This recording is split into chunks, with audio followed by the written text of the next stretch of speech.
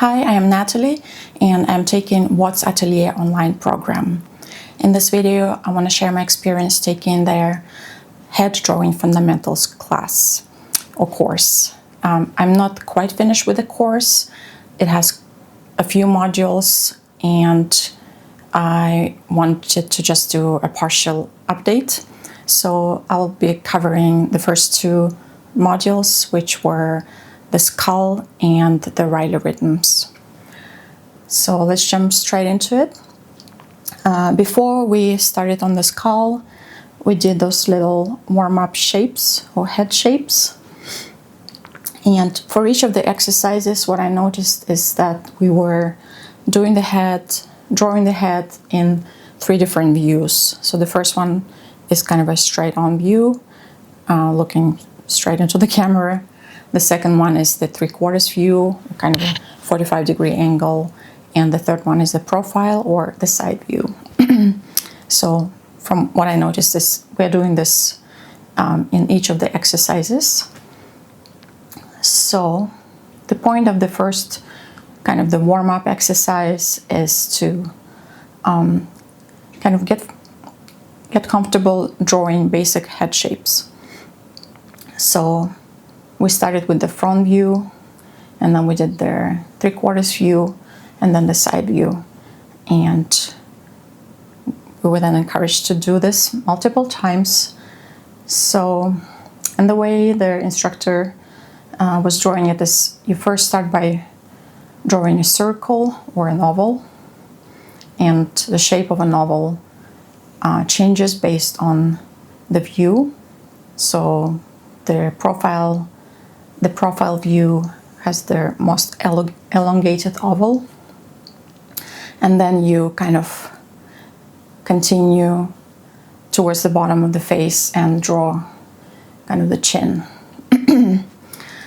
So for me, this was useful because I never noticed how our head shape changes based on their on the turn, on how it is turned.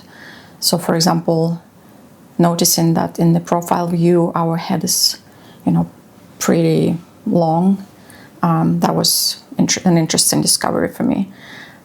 So yeah, I did a few of those exercises. We're encouraged to do quite a lot of them. And so on here on this page I did the three-quarters view and the profile view, and I did many more of them, which I'm not showing here. So after this we continued to the skull. And yeah, to be honest, drawing skulls is not my favorite thing to do.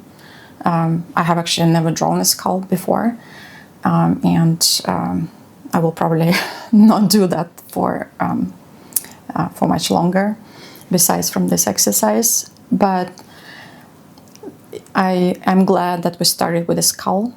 I think understanding the underlying bone structure of the face is very important to be able to draw the face shape correctly. And so yeah, even though it's not my favorite thing to do, I understand the importance of it. So as you can see, we drew the skull in all of the three views: the front, the three-quarters, and the profile view. So one thing that I quickly realized when I was following the instructor is that my knowledge of anatomy is not the best. It is actually quite bad. So I probably knew maybe 30% of where everything was. So I understood obviously their kind of overall shape, but there were some parts that were a mystery to me. For example, those little circles here, the nose cavity was unclear. In the three-quarters view, I wasn't sure what all of these little lines in their nose meant, or I didn't even understand if those lines were supposed to show things that are protruding forward or receding back. So yeah, I wasn't that familiar with the skull. And I wish I could look at the photo of a skull while doing this exercise. So in the lesson, the instructor basically drew from memory, and they were showing kind of the final drawing on the side. But again, it was a drawing, and not everything made sense in this drawing. So probably if I did this again, I would pull up just a photo of a skull and look at it while doing this exercise. So I actually considered doing this. So even though this version of the skull got a pass grade by the graders, I was considering kind of going back and going deeper into this and looking at the actual photo of the skull. But at the same time, I didn't want to get stuck on the first step in this course, and I decided to just continue. And I may circle back to this again, maybe after I've completed the whole course. So then, I can just go back and redo all of this, maybe with some additional context from the future, from the upcoming drawing practice. So anyways, that was my decision here. Let me see on the feedback.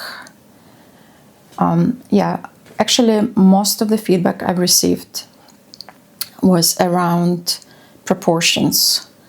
So in the skull, I think my eye sockets were too small on the front view, and kind of the head shape here drooped too much on the right side, so it wasn't very symmetrical. And then in the side view, the left eye socket was too big compared to the right one. The right eye socket in this view is closer to us, so it should be larger. And in my drawing, the left one was larger. And I think the profile one didn't get any feedback. So yeah, just proportions, basically. All right, and then the next exercise was the Reilly Rhythms.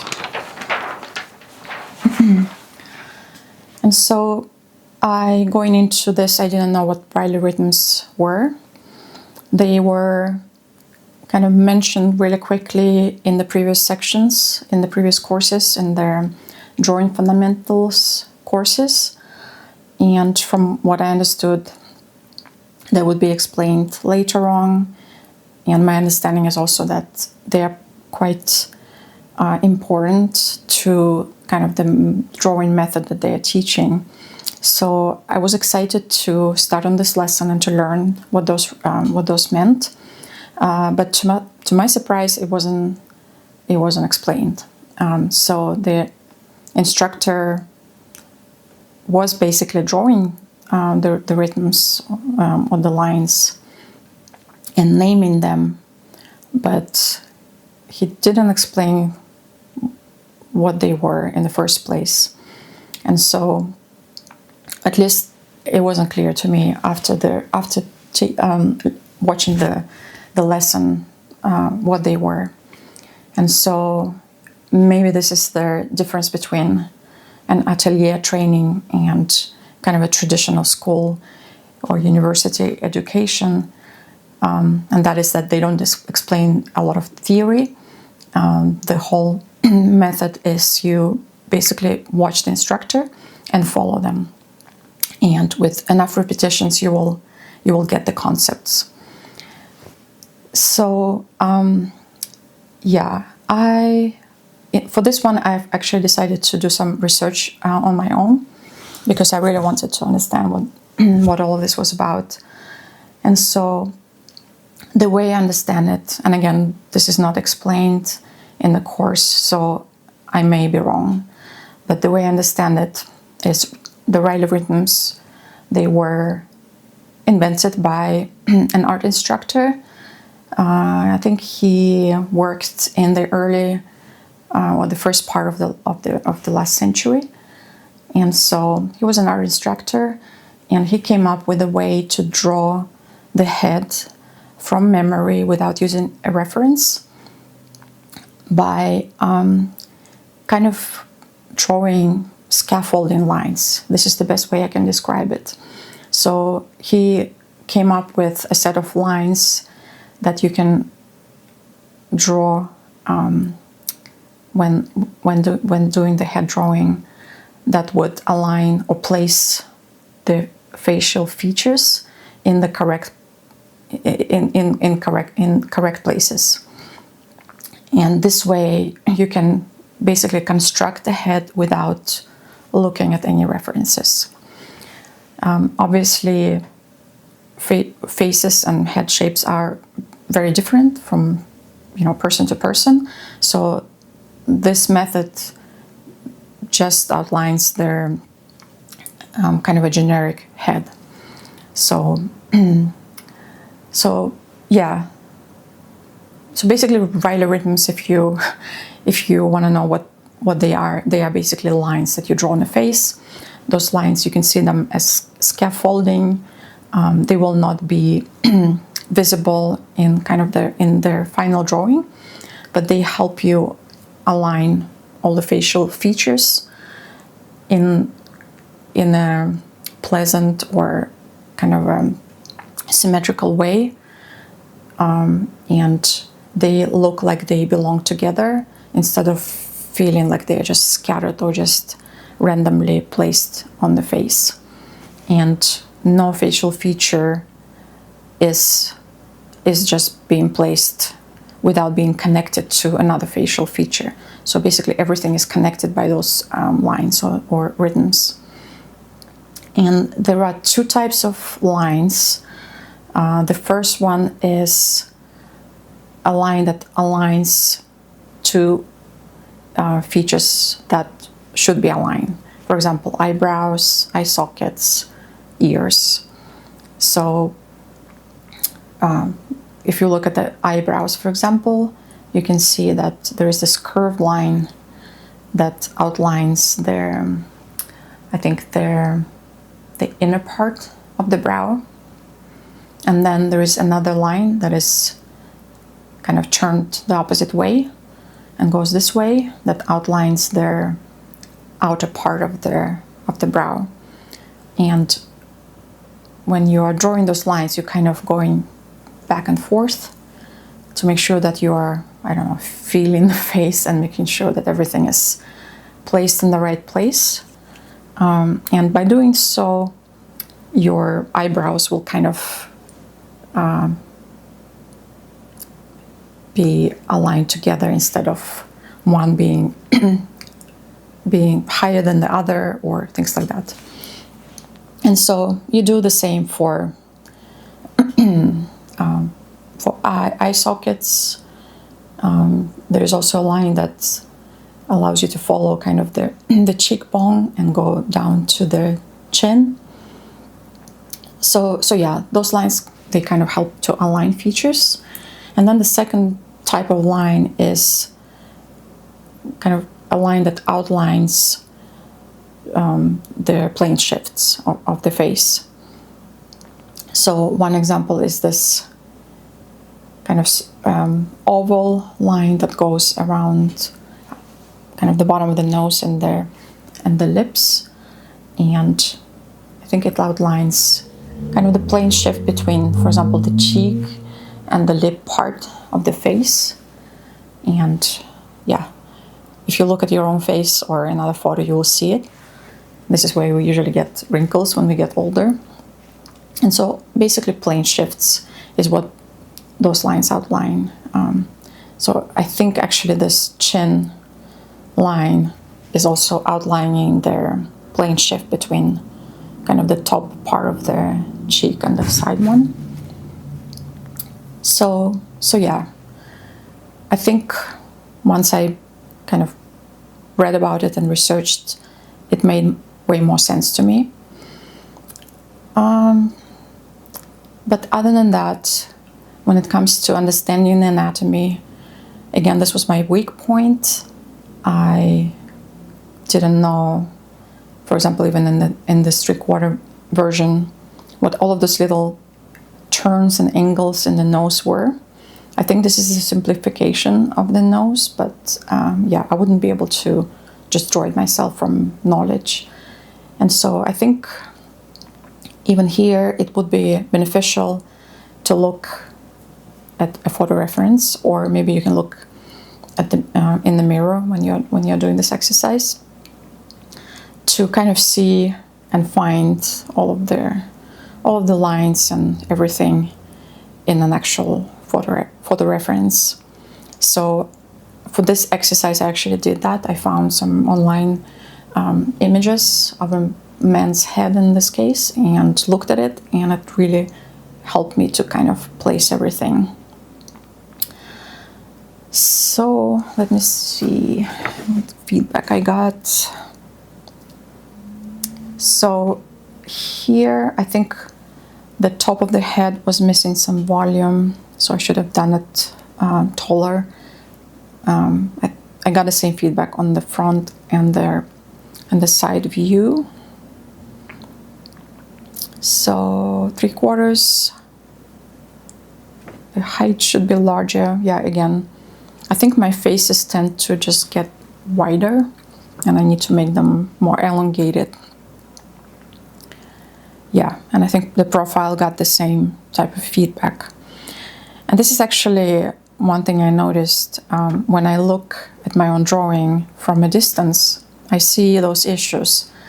So I think my problem is that when I'm drawing, I'm holding the paper pretty close to me.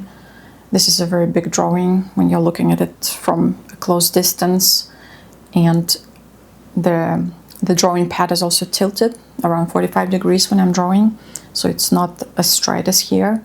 And I think when there is a distortion up in this way, it's hard to see kind of how all the proportions should be placed.